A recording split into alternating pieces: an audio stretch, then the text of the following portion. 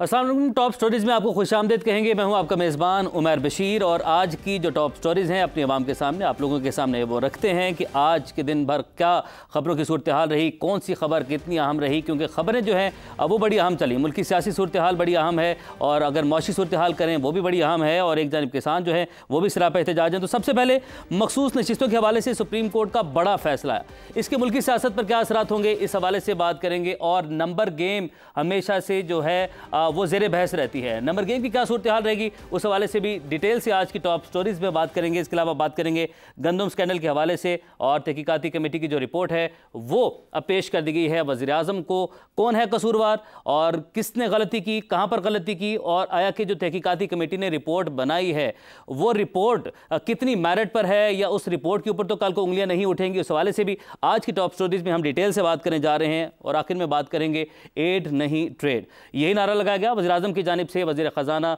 और वज़ीर ख़ारजा सब ने यही बात की कि अब हमें एड नहीं चाहिए दोस्त ममालिक से, अब हमें ट्रेड करनी है। ये ट्रेड हमें किस हद तक फ़ायदा जो है वो पहुंचा सकती है, किस हद तक हमें मददगार साबित हो सकती है, इस मौशी बहरान से निकालने में इस हवाले से बात करेंगे। 30 से ज़ायद कंपनीज़ के सरमायाकार इस वक्त जो है सऊदी वफ़द पाकिस्तान में मौजूद है, 7 तारीख तक यहाँ पर मौजूद है, तो 10 अरब डॉलर की सरमायाकारी मुतवक्के है। तो ये किस तरह हमें मदद करेगी हमारे मौशी मसाइल से निकालने में, इस पर भी डिटेल से बात करेंगे। तो सबसे पहले मखसूस नशिस्तों के हवाले से सुप्रीम कोर्ट की जानिब से जो बड़ा फैसला किया गया है इस पर बात करेंगे। हमारा पैनल हमारे साथ मौजूद हैं, सीनियर तज्ज़ियाकार अबसार आलम साहब हमारे साथ मौजूद हैं, उन्हें खुशामदीद कहेंगे। अस्सलाम वालेकुम अबसार साहब। जावेद फारूकी साहब सीनियर सहाफ़ी हमारे साथ मौजूद हैं। जुल्फ़िकार महतो साहब सीनियर सहाफ़ी हमारे साथ मौजूद हैं। अस्सलाम वालेकुम और आप सबको खुशामदीद कहेंगे। अबसार साहब सबसे पहले आपकी जानिब बढ़ते हैं। सर, आप एक बड़ा फैसला और एक जानिब हमने ये देखा कि अब इस फैसले के ऊपर एक जो है वो पार्टी है वो तारीफ़ कर रही है, वो कह रहे हैं हमारे मौक़िफ़ की जीत हुई। एक साइड जो है वो अगेन उसने तनकीद भी शुरू कर दी है। यही हम जो है सिलसिला चला आ रहा है, हम यही सिलसिला देख रहे हैं कि जिसके हक़ में फ़ैसला आता है वो उसकी तारीफ़ कर देता है, जिसके खिलाफ आता है वो तनकीद करना शुरू कर देता है। ये कितना बड़ा फैसला था? देखिए, अच्छी बात है ना कि कोई कभी खुशी कभी गम तो ये दोनों तो चलते ही रहते हैं, कभी बारिश कभी धूप। तो अगर पीटीआई वाले खुश हो रहे हैं तो अच्छी बात है, और अगर मुस्लिम लीग नून इसका कोई मसला फील कर रही है तो उन्हें भी एहसास होना चाहिए कि दिन एक जैसे तो नहीं रहते, कभी कोई प्यारा तो कभी कोई लाडला, ये तो चलेगा। पाकिस्तान की सियासत है ही ऐसी।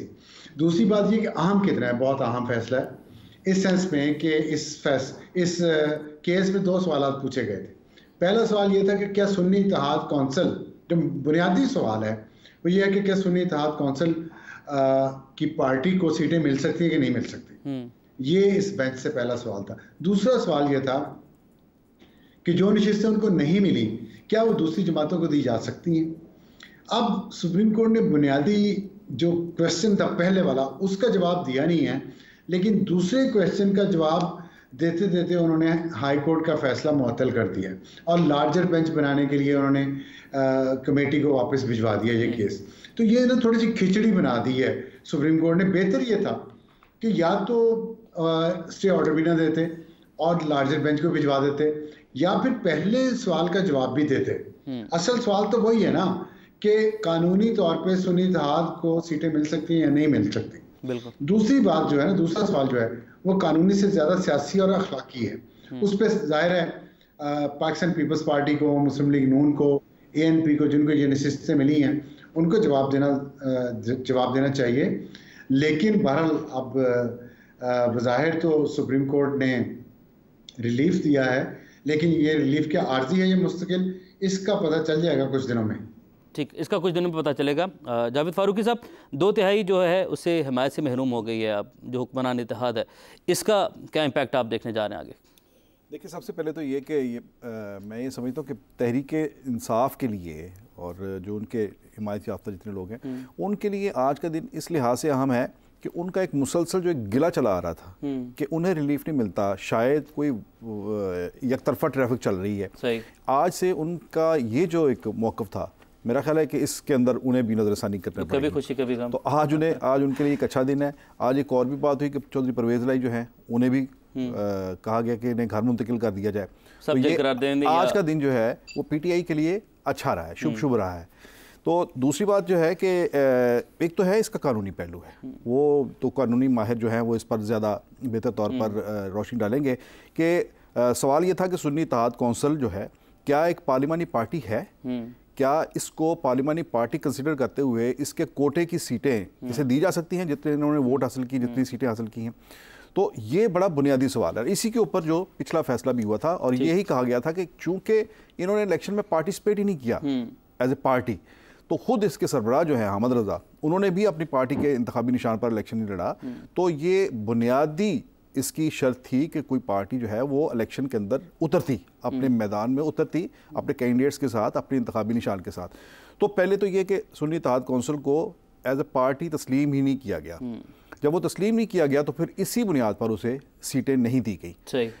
अब दूसरी बात यह है कि ये तो एक कानूनी बहस है कि अब क्या इन्हें तस्लीम किया जाए या ना किया जाए। ये उन्होंने अपने केस को जो है एस्टेब्लिश करना है कि हम पॉलिटिकल पार्टी हैं, हम पार्लिमानी पार्टी हैं। दूसरी बात इसमें उमर की है कि अगर ये इस तरह से पार्टीज इलेक्शन के बाद अंदर जाकर एस्टेब्लिश करनी है अपने पार्लिमानी पार्टी, इसका मतलब है कि हम दोबारा 1985 में चले गए हैं। सही। 1985 में जो गैर जमाती इलेक्शन हुआ था उसमें सब लोग आज़ाद लड़े थे, गैर जमाती बुनियादों पर इलेक्शन हुआ था और असेंबली के अंदर पहुंचकर वहां पर एक मुस्लिम लीग तश्कील दी गई थी। सही। और कहा गया कि ये मुस्लिम लीग है, ये मुस्लिम लीग की पार्लिमानी पार्टी बन गई है और मोहम्मद खान जुनेजो उसके वज़ीर आज़म है और वो उसका मुस्लिम लीग का झंडा पकड़ा दिया गया उसे। यानी कि माजी में मिसाल भी मिलती है ना। नहीं या तो फिर हम उस दौर में, नहीं वो तो दौर ही कुछ और था ना, माशाल्लाह का दौर था ना, वहां पर तो अपनी मर्जी का कानून था। तो या तो अगर ये होगा तो फिर इसका मतलब है कि हम दोबारा उसी दौर में चले गए। खैर ये एक कानून, मैं अगेन कह रहा हूँ कि ये कानूनी बहस है। सियासी जो इसका पहलू है वो ये है कि इसके बाद एक बड़ा लंबा चौड़ा पंडोरा बॉक्स खुल जाएगा। ये कई सवाल उठाए जा सकते हैं जिसका आज उन्होंने इजहार भी किया है। पीटीआई वालों ने जब खुशी का मना रहे थे, उन्होंने कहा कि इसके बाद तो ये भी सवाल उठेंगे कि इन स्पेशल सीट्स को लेकर जो सेनेट का इलेक्शन किया गया और जो सदारती इलेक्शन हुआ उसकी क्या हैसियत है। देखिए सदारती इलेक्शन में तो मैं ये समझता हूँ कि इतना लंबा चौड़ा उसके अंदर फ़र्क है वोटों का कि आमतौर पर यही देखा जाता है जब किसी जगह पर वोटों की दोबारा गिनती भी होती है ना किसी हल्के में, तो देखा जाता है कि क्या मुस्तरद शुदा वोट जो हैं वो असर तो नहीं पा रहे, फ़र्क तो नहीं पा रहे, डाल रहे उसके ऊपर रिजल्ट के ऊपर। अगर वो ज़्यादा हो, गैप ज़्यादा हो, तो फिर वो उस तरफ नहीं जाते। यहाँ पर भी सदारती इलेक्शन में तो डिफरेंस काफ़ी ज़्यादा है, जबकि सेनेट का इलेक्शन जो है वो बहरहाल इन सीटों से जो आगे जो जीती गई सीटें उनका तनासब के ऊपर फर्क पड़ेगा। बिल्कुल ठीक है। ये बहस जो है चलेगी, लेकिन यहाँ पर भी ये देखना है कि ये फैसला जो है क्या ये बैक डेट से इंप्लीमेंट होगा। मेरा ख्याल है कि ये जो पहले जो बिजनेस हो चुका है उसके ऊपर नहीं इंप्लीमेंट होगा और ये आज से ही इसके ऊपर इंप्लीमेंट होगा। अलबत्ता ये है कि जो उन्होंने कहा है लार्जर बेंच को बनाया जाए और उसकी तरफ रेफर कर दिया है केस, उसके बाद ही मेरा ख्याल इसकी मुकम्मल तौर पर सूरत-ए-हाल समझ जाएगी। ठीक है जुल्फिकार महतो साहब, अब जो सूरत-ए-हाल बन चुकी है उसमें अगर हम पंजाब के वाले से भी जिक्र करें तो नून लीग जो है वो 28 नशिस्तों से महरूम होने का उसका इम्कान है। अब ये भी नुकता उठता है यहाँ पर जो मखसूस नशिस्तों के ऊपर हैं, अक़लियतों की नशिस्तें हैं, ख़वातीन की सीटें हैं, वहाँ से काबीना में आना है, इन लोगों ने काबीना चलानी है, मामला देखने हैं, अमूर देखने हैं, वो तमाम जो मामला थे वो भी जूं के तू ही रहेंगे और मामला आगे अब कैसे बढ़ेंगे। देखिए पंजाब की जहाँ तक सूरत हाल है वहाँ पे कंफर्टेबल मेजॉरिटी में तो वो हैं जी। लेकिन ये जो नई मखसूस नशिस्तें उनको मिली थी इससे ज़ाहिर है कि इफेक्ट होगा। इस पे जब लार्जर बेंच आगे बहस करेगा तो उसमें बहुत सारी चीज़ें आएंगी, लेकिन मैं बुनियादी तौर पे इस बात को मैर देखना होगा कि जो एक जनवरी की एक मखसूस तारीख थी जिसके अंदर पॉलिटिकल पार्टियों ने अपने कैंडिडेट्स की list election commission of Pakistan को देना थी, उस दौरान तो पीटीआई का वजूद नहीं था और ना ही सुन्नी इत्तेहाद कौंसिल का वजूद उस वक्त था। सही। तो ये तो एक मिसिंग तो पड़ गई है, जैसे हम अखबार में कहते हैं या टीवी में कहते हैं खबर की मिसिंग पड़ गई है, तो ये पीटीआई को मिसिंग तो पड़ी हुई है। अब जिस तरह से अफसार आलम साहब ने फरमाया कि वहाँ पे 2 क्वेश्चन थे और एक क्वेश्चन को तो सुप्रीम कोर्ट ऑफ पाकिस्तान ने एड्रेस किया है और लार्जर बेंच बनाने की जो है वो बात मानी है और उनको बना रहे हैं।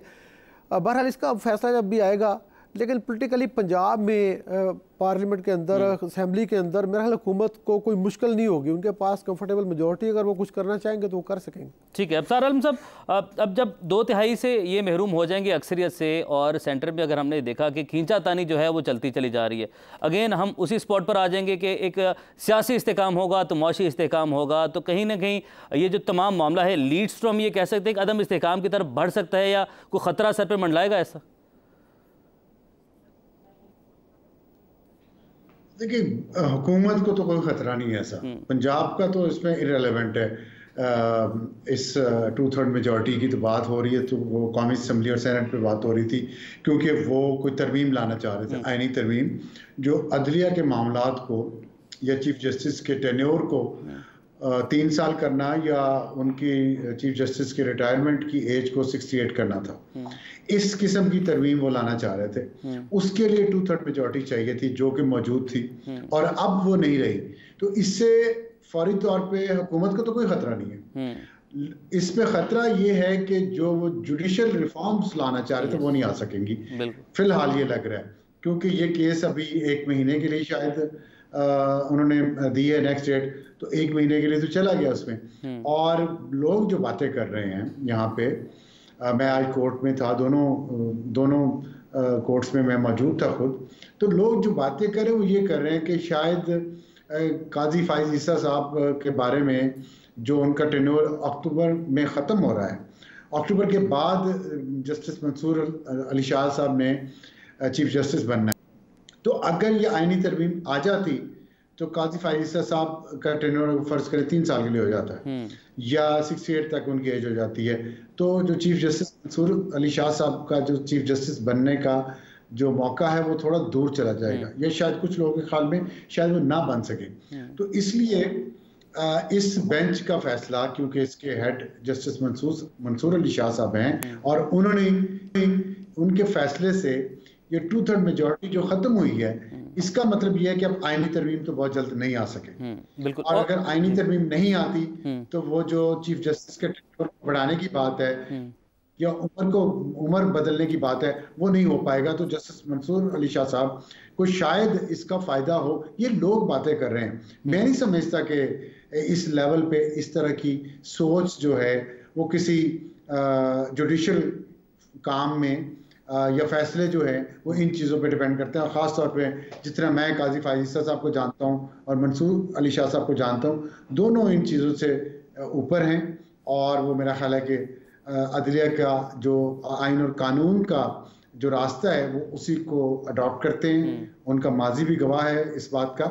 तो लेकिन बहरहाल ये बातें हो रही हैं, देखना ये है कि ये जो भी ये चल रहा है ये मसला, ये कब तक हल होता है। क्योंकि एक चीज़ और बड़ी अहम है इसमें, वो हमें याद रखनी चाहिए, और वो अहम इसलिए बहुत ज़्यादा है कि जो आज फैसला आया ना 3 मेंबर बेंच का था, 3 मेंबर बेंच ने ये रिकमेंड किया है कमेटी को, जो प्रैक्टिस एंड प्रोसीजर एक्ट के तहत कमेटी फैसला करती है कि बेंच कौन सा बेंच बनेगा, उसमें कौन कौन से जज बैठेंगे, वो कौन कौन सा केसेस सुनेंगे, उस कमेटी को रेफर किया है ये वाला फैसला, और कहा है कि आप लार्जर बेंच बनाएं।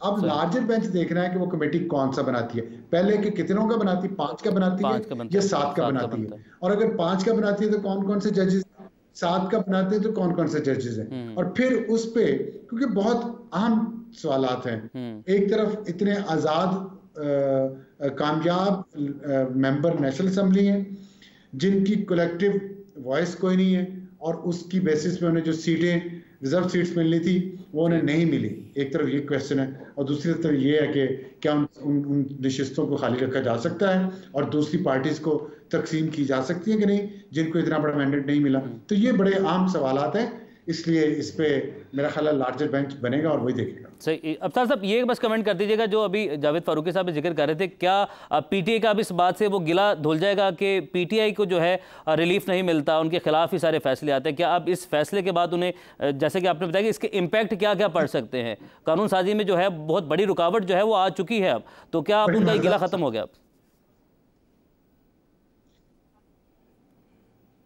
बड़ा मजेदार क्वेश्चन किया आपने। मैं अगले महीने तक तो मेरा ख्याल है, या अगले फैसले तक, देखिए किसी और कोर्ट से कोई और फैसला आ गया तो पीटीआई आज जो बहुत खुशी की शादियां बजा रही है, हो सकता है कि वो मातम में बदल जाए और फिर वही सीना को भी शुरू हो जाए, जो नहीं होनी चाहिए उसूली तौर पे। और यही बात मैं बार बार करने की कोशिश कर रहा हूँ कि मौजूदा जो अदलिया है ना, उससे मुझे ये आपको कोई जाती शिकायत तो हो सकती है, लेकिन इसके जो अक्सरियत है जजेस की, वो आइन और कानून के रास्ते पे चलते हैं, उनका माजी गवाह है इस बात का। और मौजूदा हालात में भी जितने वो अच्छे फैसले कर रहे हैं, देखिए ना कितने पुराने केसेस उन्होंने जो है वो उनका फैसला किया। जुल्फ़िकार अली भुट्टो का केस है, कोई चीफ जस्टिस उसको उस रेफरेंस को सुन नहीं सका पिछले 15 साल। बिल्कुल। फिर ये जो प्रैक्टिस एंड प्रोसीजर एक्ट के तहत काजी फाजिल ने अपनी जो पावर्स थी वो छोड़ी हैं वॉलंटरली, उन्होंने उसको इम्प्लीमेंट किया है। और जुल्फ़िकार अली भुट्टो केस का फैसला काजी फाजिल ने किया है। फिर और अभी कुछ और भी था, इमरान खान का एक केस था। तो ये चीजें जो है ना, ये चीजें नजर आनी चाहिए और इस पे किसी को अक्यूज करना, किसी तहमत लगाना ये मुनासिब नहीं। बिल्कुल बिल्कुल। जावेद फजा, इसी टॉपिक के ऊपर एक मुख्तसर कमेंट कर दीजिएगा। ये तमाम जो केसेस हैं वो सुने भी जा रहे हैं, इस पर मेरिट के मुताबिक फैसले भी हो रहे हैं, बराह रास्त नशर किए गए हैं। सबसे बड़ी बात यह है कि पूरी कौम देख रही है कि क्या हो रहा है, क्या बात की जा रही है। मेरा ख्याल है कि ये हम अपनी पाकिस्तान की जो अदालती तारीख है उसमें शायद मैं ये कि एक बड़े आइडियलिक दौर, निस्बतन एक बेहतर दौर से हम जो है ना उसे विटनेस कर रहे हैं, जिसमें चीफ जस्टिस साहब समेत दीगर जजेस ने भी वहाँ पर बैठकर, अदालत में बैठकर जो अदालती महाज पर जो कोताहियाँ हुई, जो अदलिया की तरफ से जो कोताहियाँ हुई, जो खामियाँ आई इस सिस्टम में, उनका एतराफ़ किया और उनको ठीक करने की कोशिश भी की। बिल्कुल ऐसे ही। और सबसे बड़ी बात जो अफसार साहब भी जिसकी निशानदेही कर रहे थे कि जो प्रैक्टिस एंड प्रोसीजर बिल जो था, एक्ट जो था, उसके हवाले से एक लैंडमार्क जजमेंट ये थी कि नहीं, ये कानून साजी जो है ये पार्लियामेंट का इख्तियार है। बिल्कुल सही। और पार्लियामेंट के इस इख्तियार को तस्लीम किया। और ये दूसरी बार ऐसा हुआ पिछले 12-14 साल की जो सियासी तारीख है उसमें, जिसमें पार्लियामेंट को जो है वो सुपीरियर जो है वो तस्लीम किया गया। इससे पहले सदर आसिफ अली जरदारी ने अपने इख्तियारात पार्लियामेंट को दिया था। बिल्कुल। और अब चीफ जस्टिस ऑफ पाकिस्तान जो है उन्होंने ये कहा कि पार्लियामेंट ही सुप्रीम इदारा है। तो ये एक बड़े अच्छे एक दौर से हम गुजर रहे हैं और हमें इत्मीनान रखना चाहिए अपने आला जुडिशरी पर। हमें इत्मीनान रखना चाहिए और बड़े दिल से फैसलों को तस्लीम भी करना चाहिए। ठीक है, दोबारा अब आगे बढ़ते हैं। एक बहुत बड़ा जो टॉपिक है, बहुत बड़ा एक स्कैंडल है मुल्क की तारीख में, और गंदम दरामद स्कैंडल है। कमेटी ने वज़ीर आज़म को रिपोर्ट जो है वो पेश कर दी है। तमाम जो मामला हैं वो अब खुल के सामने आ चुके हैं और मजमूई तौर पर यह भी अपने नाज़रीन को बताता चलूँ कि 1 अरब 10 करोड़ डॉलर की रकम जो है वो मुल्क से गई है। ये उस वक्त की बात है जब पाकिस्तान एक डॉलर या एक रुपए के लिए हम कहते हैं कि हम तरस रहे हैं। ठीक है, यहाँ पर महंगाई से बुरा हाल है, इन्फ्लेशन ने जो है वो आवाम का भुरकस निकाल कर रख दिया।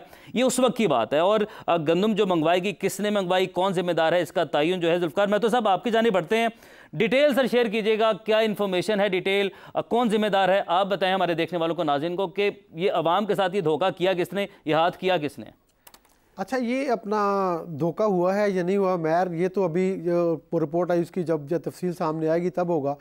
लेकिन जो हमने अपने तौर पर इन्वेस्टिगेट किया है, मैं आपको वहाँ तक लेके चलता हूँ जहाँ से ये मसला एक्चुअली आइडेंटिफाई हुआ और शुरू हुआ ये कि जब पिछले साल 2023 में क्रॉप आई थी 28.12 मिलियन टन की, तो उसके बाद ये फैसला हुआ था कि पाकिस्तान की हुकूमत और पास्को और चारों सूबाई हुकूमतें, ख़ासतौर पे पंजाब और सिंध जो हैं, ये मजमूई तौर पर 7.8 मिलियन टन प्रोक्योरमेंट करेंगे, यानी सरकारी तौर पे खरीदेंगे।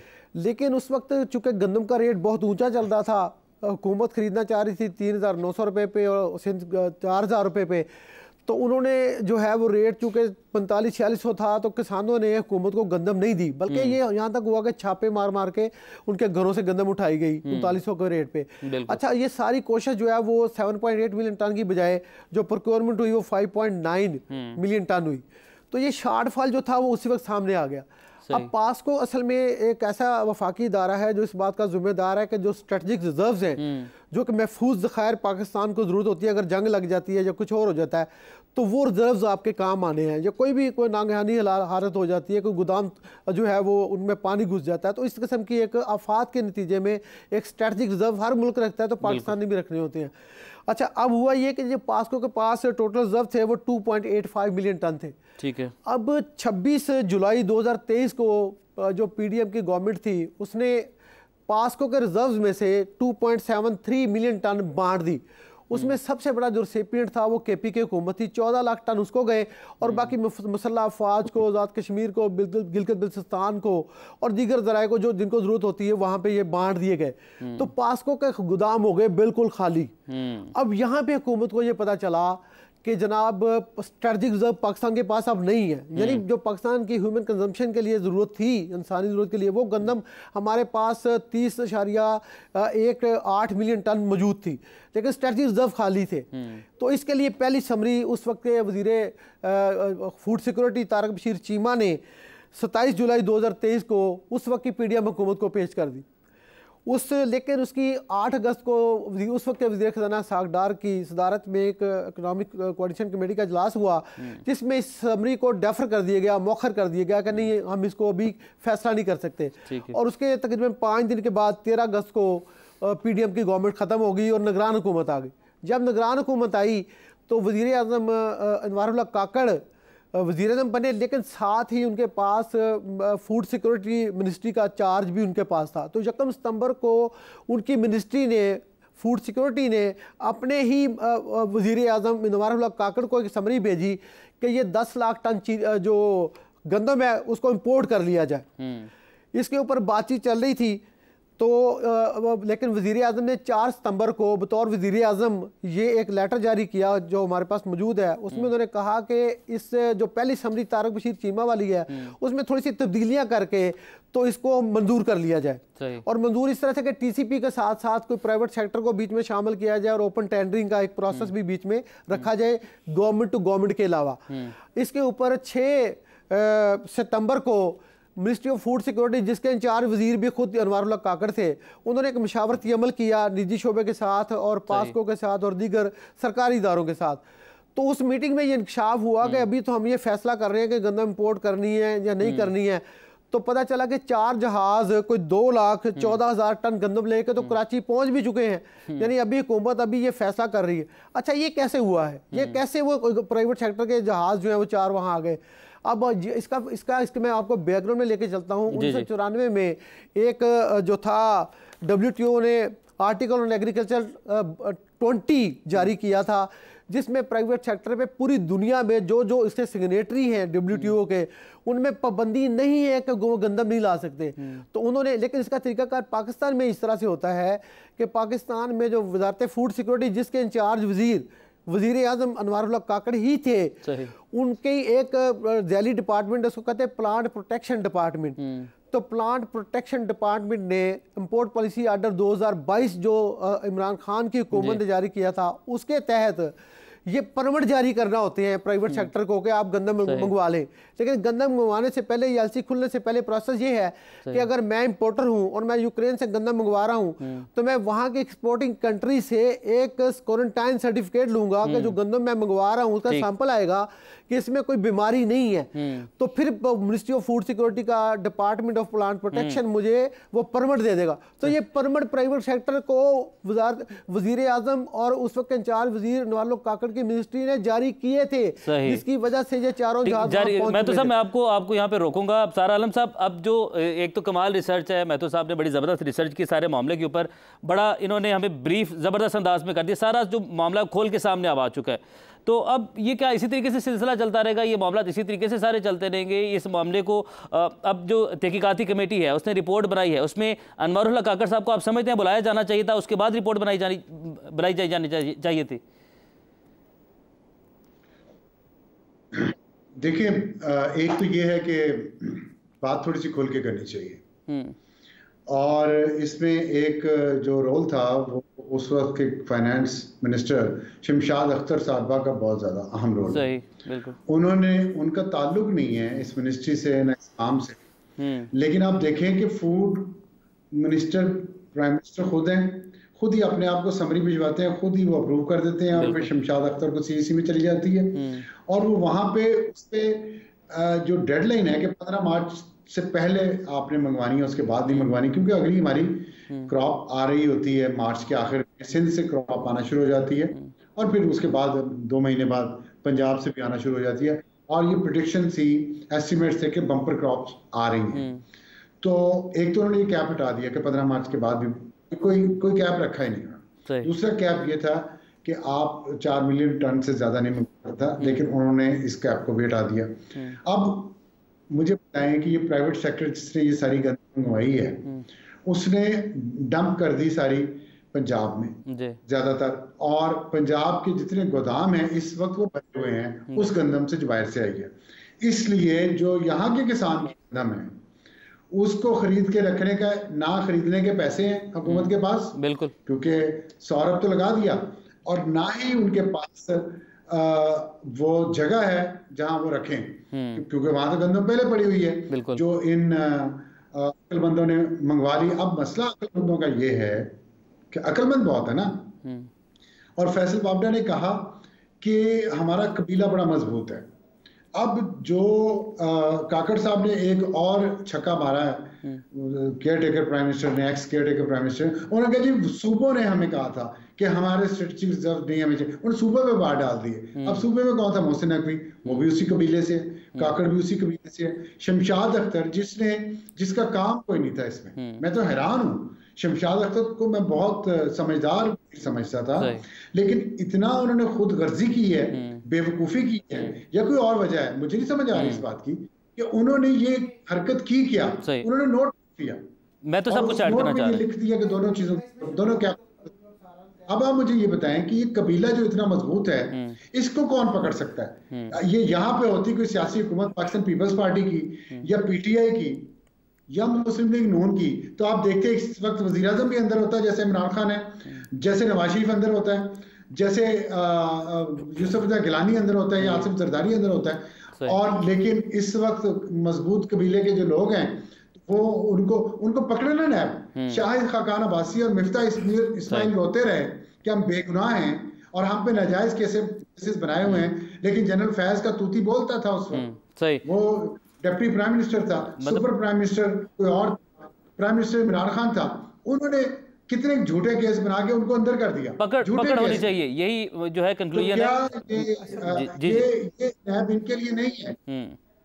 सही है। मैं फारूकी साहब की जाने बढ़ा, लेकिन मैं तो साहब आप कुछ अगर ऐड करना चाहें मुख्तसरन जल्दी से। जी, मैं मुख्तसर ये ऐड करना चाहता हूँ कि जो अफसार जिक्र कर रहे थे शमशाद अख्तर का, तो ये असल में मिनिस्ट्री ऑफ फूड सिक्योरिटी ने मुशावरत मांगी थी, तो उसमें मेरे पास उनका लेटर मौजूद है वजारत खजाना का। उसने कहा था कि आप टीसीपी को बीच में से निकाल दें और प्राइवेट सेक्टर को एफिशिएंटली ये काम करने दें, क्योंकि ये उन्हीं का काम है। और उसका नतीजा ये निकला है कि जो आप कह रहे हैं $1 अरब की गंदम इम्पोर्ट हुई है।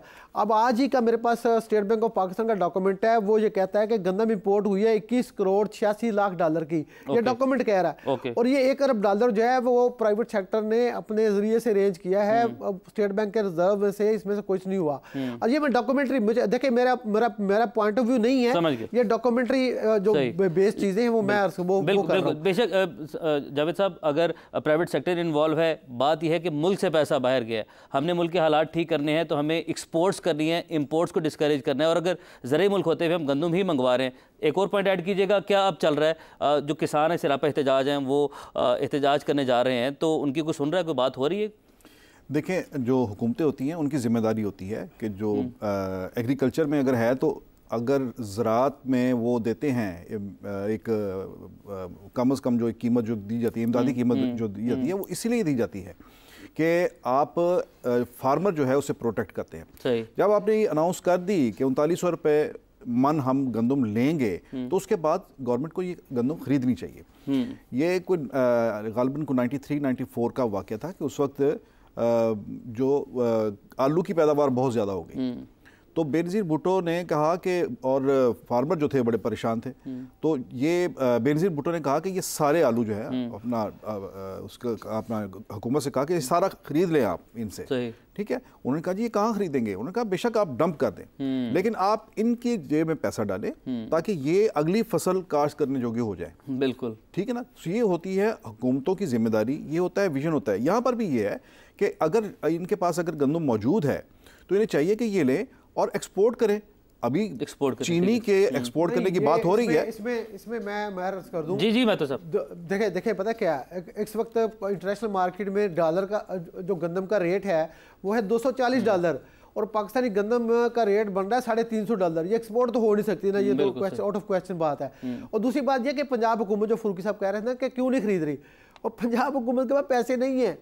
16 अप्रैल को पंजाब हुकूमत ने बैंकों से जो बिड्स मांगी थी वो खुल चुकी हैं। 552 अरब रुपए मांगे थे, बैंकों ने 541 अरब की इनको बिड दे दी हुई है। अब इस बिड की इजाजत मिलनी है, इसका कर्जा लेने की, नया कर्जा लेना है। 196 अरब रुपए चाहिए 20 लाख टन किसानों से खरीदने के लिए।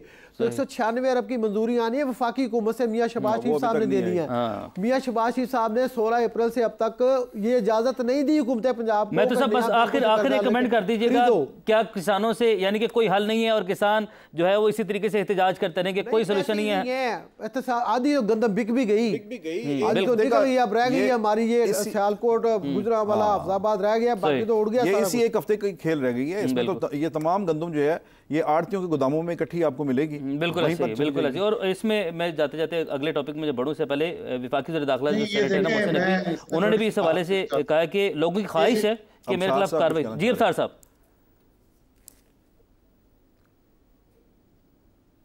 नहीं, ये इतना आसान नहीं है। किसान जो है वो बहुत उनकी शिकायत है जी। और अगर वो उनकी गंदम बिक भी गई, आधी जैसे कह रहे हैं, मैं नहीं समझता आधी बिक गई है, लेकिन अगर बिक भी गई है तो बहुत कम पैसों पे मिली है। किसान ने बहुत गंदम लगाई थी कि उसे अच्छा पैसा मिलेगा, और जो बारदाना उसे मिला है पंजाब गवर्नमेंट से, रिश्वत दी जा रही है उसके बदले में। एक बोरी के पीछे 600 रुपया लिया जा रहा है, एक बोरी मिलती है 600 रुपया। अभी वहां पर भी हौसला मिला बारदाना की एक बोरी नहीं, पंजाब हुकूमत के पास तो टेंडर ही नहीं हुआ, बारदाना कहाँ से देना है इन्होंने? वो पुरानी 5 लाख बोरी पड़ी, वो भी गोदाम में है। देखें, इसमें ये है कि ये अब इसका ये है कि ये इंक्वायरी जो है ये मुकम्मल होनी चाहिए।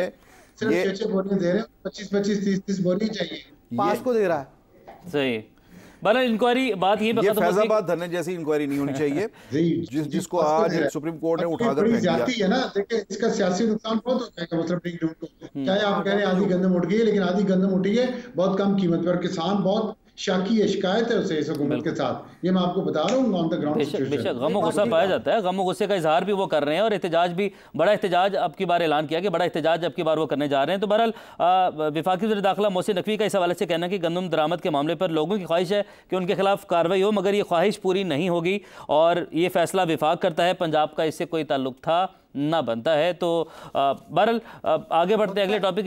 जी मैं तो साहब लगता है कि इस हवाले से ना मैं थोड़ा सा बता रहा हूँ मोहसिन नकवी साहब की, आज मैंने भी प्रेस कॉन्फ्रेंस देखी, उनका मेरा कोई तल्लुक नहीं बनता, उनका तल्लुक इस तरह से बनता है।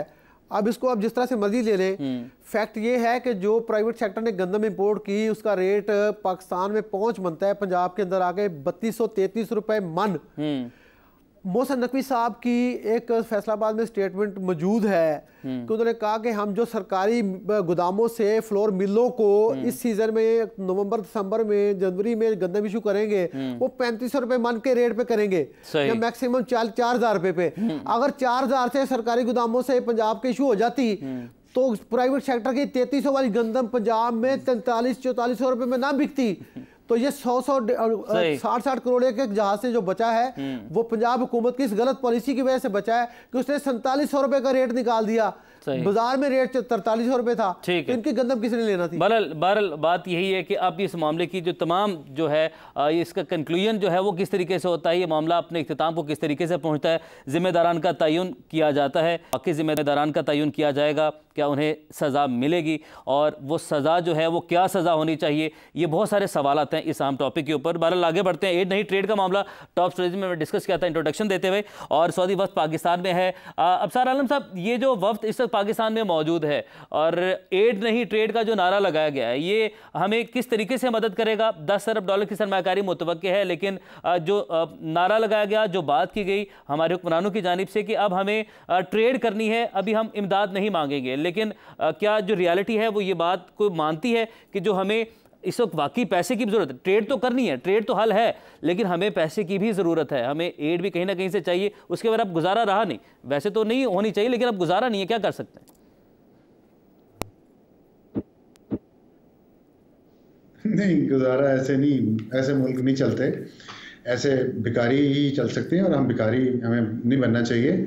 सऊदी अरब ने बहुत पहले ये बात क्लियर कर दी थी पाकिस्तान को कि जब ये प्रिंस सलमान जो अब क्राउन प्रिंस हैं, जब वो आए थे तो उन्होंने कन्वे कर दिया था पाकिस्तान को कि हमारे जो बड़े थे वो आपको इमदाद देते रहे हैं, लेकिन हमारी स्ट्रेटजी मुख्तलिफ, हमारी पॉलिसी मुख्तलिफ है। हम इन्वेस्ट करना, हम तजारत करना चाहते हैं, कारोबार करना चाहते हैं, तो उसमें आप हमारे साथ आएँ। ये कोताही पाकिस्तान की वजह से ये इतना डिले हुआ है, वरना ये सारा कुछ पहले भी हो सकता था। सऊदी अरब इस मामले में हमारे साथ मुखलिस है कि आप हमारे साथ कारोबार करें और इसमें आप भी कमाएं, हम भी कमाएं, और ये पूरी दुनिया ऐसे करती है। ये हमें अपना कल्चर बदलना चाहिए, हमें अपनी सोच भी बदलनी चाहिए। जो अभी आपने इतनी आसानी से कहा कि बड़े हालात मुश्किल हैं, बगैर इमदाद के गुजारा नहीं है, ये मेरा नहीं ख्याल ये मुनासिब बातें हैं। हमें खुददार कौम की तरह और एक अच्छी कौम की तरह कारोबार और बिजनेस की बात करनी चाहिए। उसमें हमारी तरफ से जो प्रॉब्लम हमें वो दूर करनी चाहिए, जैसे इंडिया ने की है। लेकिन हम ये है कि हमारे यहाँ प्रॉब्लम्स पे प्रॉब्लम चलते रहते हैं, वो अगर हम दूर करेंगे तो सऊदी अरब तो डेफिनेटली वो तो रेडी। अब देखें ना, ये जो आज वफ्द आया हुआ है, और फिर प्रिंस सलमान, मोहम्मद बिन सलमान भी आ रहे हैं, क्राउन प्रिंस अगले हफ्ते शायद। तो ये बहुत बड़ी डेवलपमेंट है। शहबाज शरीफ 2 दफा वहाँ जा चुके हैं और it's a serious thing going on, जिस तरह ये काम हो रहा है। और एक पहले भी वफ्द आया था सऊदी अरब, तो और पाकिस्तान की जो बिजनेस कम्युनिटी है उसमें, उसके अंदर भी ये बज़ क्रिएट हो चुका है कि सऊदी अरब के साथ हमारे ताल्लुकात बेहतर हो रहे हैं, तिजारती ताल्लुकात। बिल्कुल। तो पहले तो हमारे तिजारती ताल्लुकात तो सऊदी अरब से कुछ भी नहीं थे, या हमारे मजहबी ताल्लुकात थे, या सियासी ताल्लुकात थे, या हमारे फाइनेंशियल ताल्लुकात, इस सेंस में कि वो हमें इमदाद देता था या तेल डेफर पेमेंट पे दे देता था।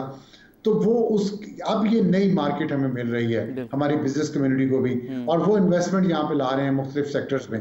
तो I think this is a very positive move. It should be taken as positive, it should be promoted कि जी आप बिजनेस और कारोबार करें, इमदाद और भीख ना मांगे। बिल्कुल, ये इसको बड़ा पॉजिटिव साइन है। बिल्कुल। और जैसे कि अब्सार साहब अभी आपने भी कहा कि ये बड़ी आसानी से नहीं, बड़ी मुश्किल से कहा, बड़ी तकलीफ है बींगा पाकिस्तानी। ये तकलीफ हम हर पाकिस्तानी ने बर्दाश्त की, जो हालात रहे गुज़श्ता कुछ दिनों में। तो जावेद साहब क्या समझते हैं, अब ये जो एक मौका मिला है, हमें इस मौके को ग्रैब तो करना है दोनों हाथों से, हमें इस मौके का फ़ायदा उठाना है, तो क्या वो जो अपॉर्चुनिटीज़ हैं, इन अपॉर्चुनिटीज़ में वो माहौल भी फराहम किया जाना ज़ाहिर है। सबसे बड़ी बात तो वो है, जो हमारे यहाँ पे बिजनेसमैन है उसकी ये शिकायत रहती है कि हमें वो माहौल नहीं फराहम किया जा रहा। बिजली की कॉस्ट बहुत ज़्यादा है, आपकी जो रनिंग कॉस्ट है किसी भी बिज़नेस की वो बहुत ज़्यादा है, तो वो माहौल फराहम करना हुकूमत की जिम्मेदारी है।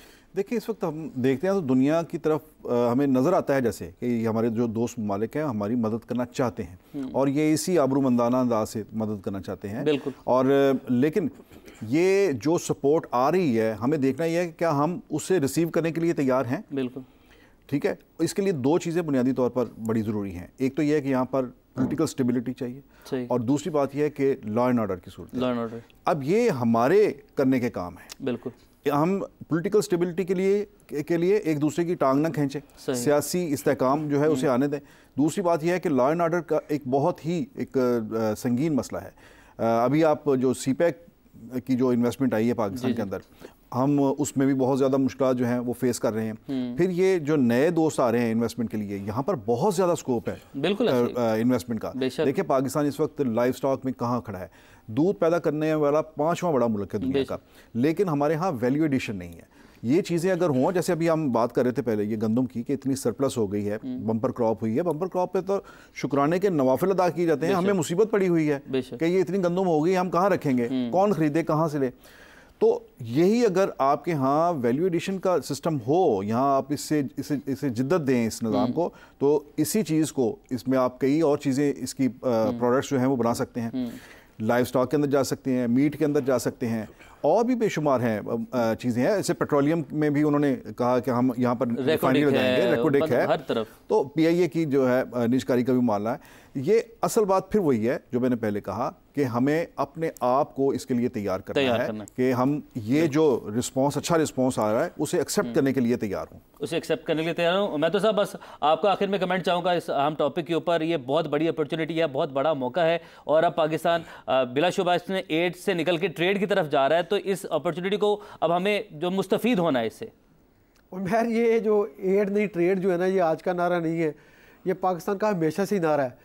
जब जनरल मुशर्रफ की गवर्नमेंट थी तो उस वक्त भी हमने उनसे ये कहा था कि आप हमें कैरी लुगर और फलां की हमें एड ना दें, हमें ट्रेड दें। तो उस वक्त अमेरिका ने हमें अपनी मार्केट तक एक्सेस दी थी। इस तरह GSP+ मिला हमें यूरोप से, ये फ्रंट लाइन स्टेट होने की वजह से। तो ये सारी चीज़ें हमारा पुराना नारा है। हमें असल में एक ट्रेड की जरूरत नहीं है, हमें एक्सपोर्ट्स की जरूरत है कि जहां हम कर सकें। हमें मंडियों की जरूरत है कि जहां हम पाकिस्तान की अशिया को एक्सपोर्ट करके अपना बैलेंस ऑफ पेमेंट ठीक कर सकें। देखिए इस वक्त मैं तो समझता हूँ सऊदी अरेबिया की इसमें जो एंट्री है पाकिस्तान के अंदर इन्वेस्टमेंट में और पाकिस्तान के साथ कोई एक्सपोर्ट का लेन देन करने में, इसमें ईरान का एक बहुत बड़ा रोल है। देखिए पाकिस्तान का जो एक्सपोर्टेबल सरप्लस होगा तो आप एक्सपोर्ट करेंगे ना। अब 60 रुपए की बिजली की यूनिट पे आपने क्या चीज एक्सपोर्ट करनी है, इतनी महंगी जब आप इंटरनेशनल मार्केट में लेके जाएंगे तो लोग तो चुपके से उसको साइड पे कर देंगे कि नहीं यार आप बहुत महंगे हो। ना आप बांग्लादेश से मुकाबला कर सकते हैं, ना आप वियतनाम से मुकाबला करते हैं, ये टेक्सटाइल की बात करो जो हमारा एज है, और ना आप दीगर मुल्कों के साथ कर सकते हैं। तो भाई आपने बेचना क्या है, सबसे पहले एनर्जी सस्ती, तो सस्ती एनर्जी के लिए ईरान हमारा सोर्स है। अगर गैस पाइपलाइन पाकिस्तान और ईरान की बन जाती है तो पाकिस्तान को बड़ा एक चीपर मिलेगा और हम कंफर्टेबल हो जाएंगे। और दूसरा ये है कि पाकिस्तान को सबसे पहले ये सारी गेम चेंज आप जो मर्जी कर रहे नहीं होगी जब तक आप IPPs को रीनिगोशिएट करने पे जो है वो राजी नहीं करते। सही। बहरहाल ये तमाम जो हमारी आज की टॉप स्टोरीज थी उसको हमने डिस्कस किया। उम्मीद करते हैं तमाम जो सवाल थे उसके जवाब जो आपको मिल चुके हैं। अपने पैनल का शुक्रिया अदा करूंगा। आपसे होगी फिर मुलाकात। अपना बहुत सारा ख्याल रखें। अल्लाह हाफिज़।